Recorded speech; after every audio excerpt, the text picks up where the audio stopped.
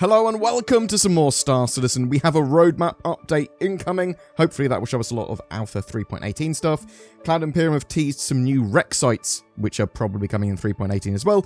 We have various dev responses and some important info on ship balance changes that are planned. So later today, we have a roadmap update. Hopefully Cloud Imperium will give us some more details of Alpha 3.18 beyond just the plans for salvage and cargo rework features.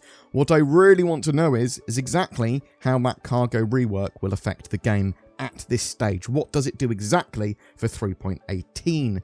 Other things like the Reclaimer, we know that Cloud Imperium have been working on its salvage turrets, so that might mean it gets hull stripping in Alpha 3.18 or soon after.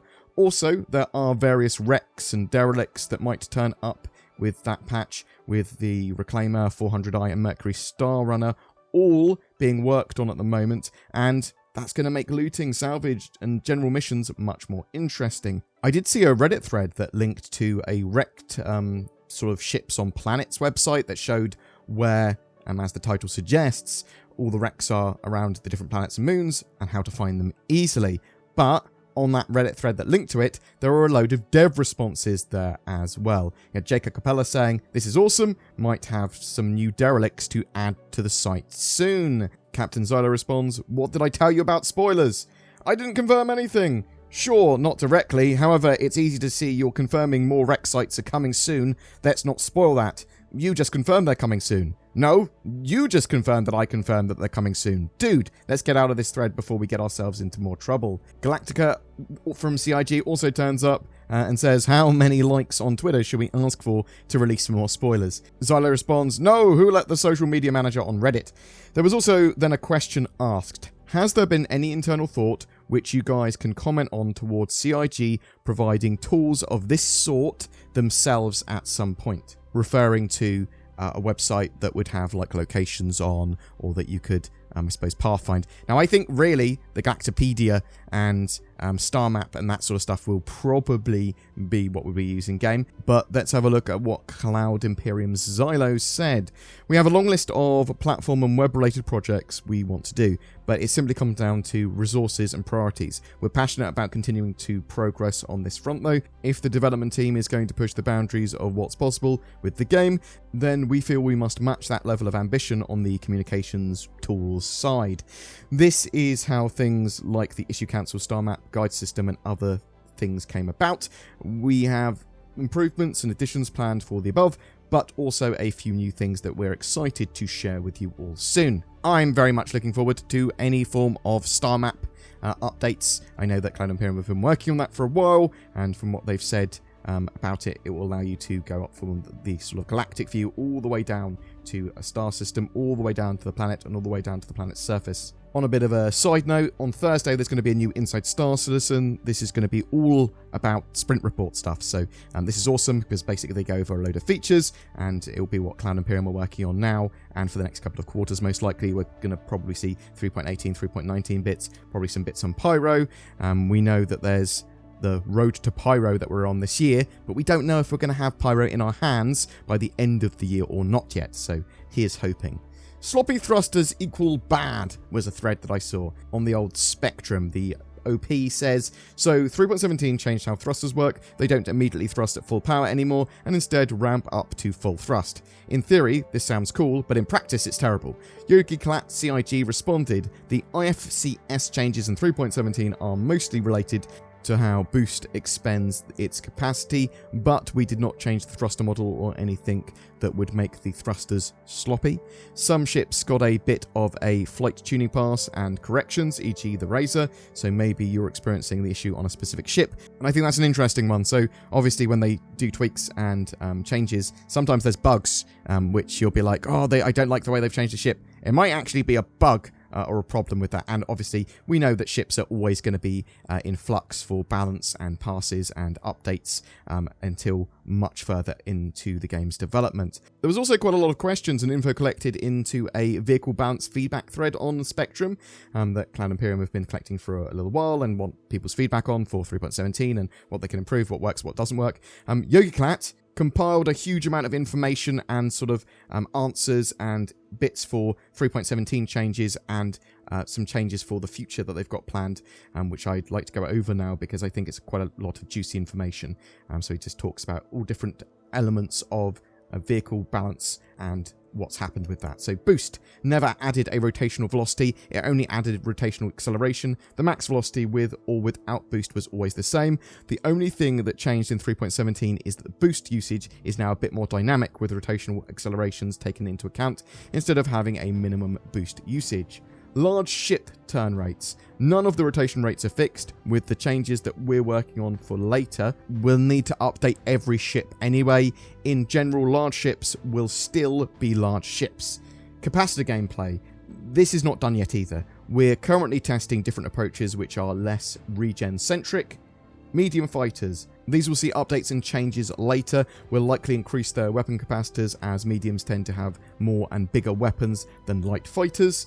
Shield reinforcement. We're not really happy with certain specifics of the shield system at the moment, and we're going to do some gameplay experiments with some changes. This is also the case for the shield damage thresholds.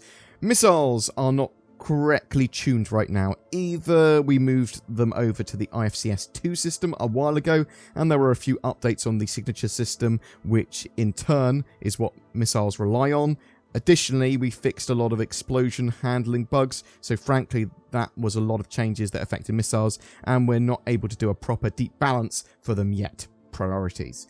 They are functional, but they're definitely having issues, e.g. their current behaviours of coming around again and again is not intended. Blades and AI sort of using turrets and systems on your ship for you.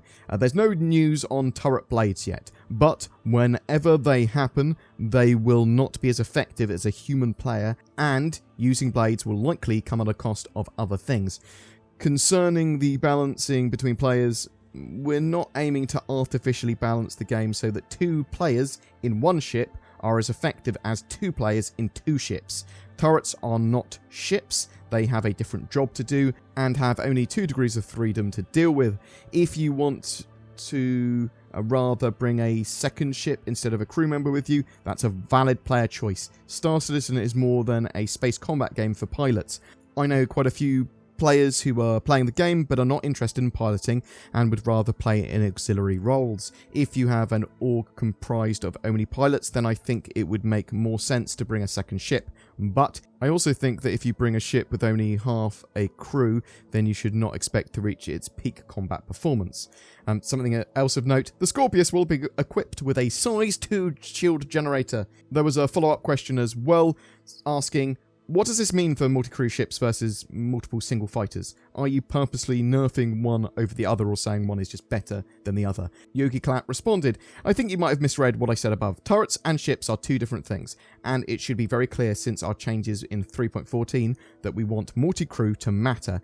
Every fighter with a manned turret is a lot more effective in combat when completely crewed. That should be clear to anyone that met a fully crewed Hammerhead or Hurricane in the Persistent Universe. The interesting choice here is not if you pick a fully crewed fighter over 2 soloed ones.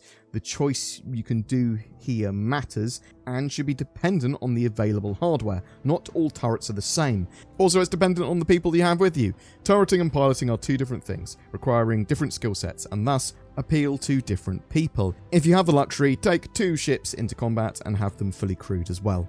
That just makes sense, I suppose. So the Cloud Imperium do really want sort of multi-crew ships to matter, and it's different ships for different purposes. Are a fleet of a load of fighters going to beat a single multi-crewed ship? Well, it depends what the ship is, doesn't it? If it's a Hammerhead fighting a load of light fighters, I think the Hammerhead might win, but it's going to be dependent on a lot of factors, and Star Citizen isn't just a ship fight one-on-one sort of game. There's a lot going on there. Fleet battles are not going to be sort of won just on who has the most ships. But I love the fact that Yogi Klatz and devs spend their time, take some time out of their day to answer a load of questions and sort of like do large scale posts talking about a load of different balance and things that they're working on. And I want Cloud Imperium to do this more and more and more.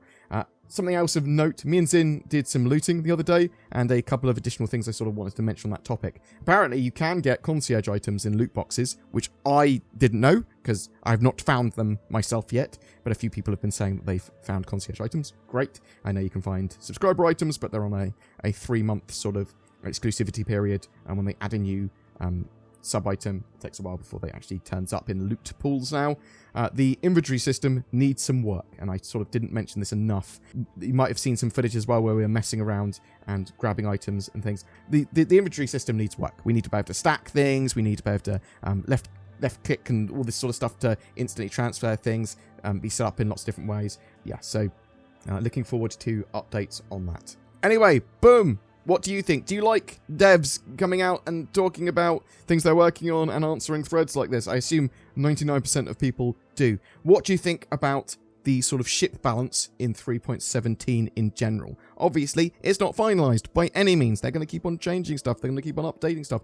Lots of people still aren't happy with the Ares and the sort of the Ion there with its cannon. They were like, well, this should be much more accurate. It shouldn't have been nerfed as much as it is. Are you enjoying 3.17 in general, or are you encountering too many bugs? Do you think we'll see salvage and the cargo refactor with 3.18 along with a load of other features, or are you worried that one of those major features might not make it and that 3.18 will effectively be gutted? Whatever your thoughts, I'd love to hear from you in the comments below.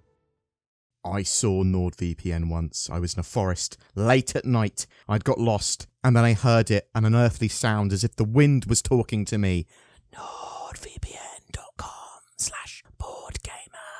Then I saw him run at me. He was so free, almost as if he could be anywhere in the world. America, France, Australia. He was so secure, protected in layers of encryption that I could not even fathom. So majestic. Well, I heard that NordVPN was as big as a bear and could kick your head off. I've also heard that, which is why, just in case, I go to nordvpn.com/BoredGamer to appease the beast. You can find links to that down below. If you're looking for a new god, why not try NordVPN?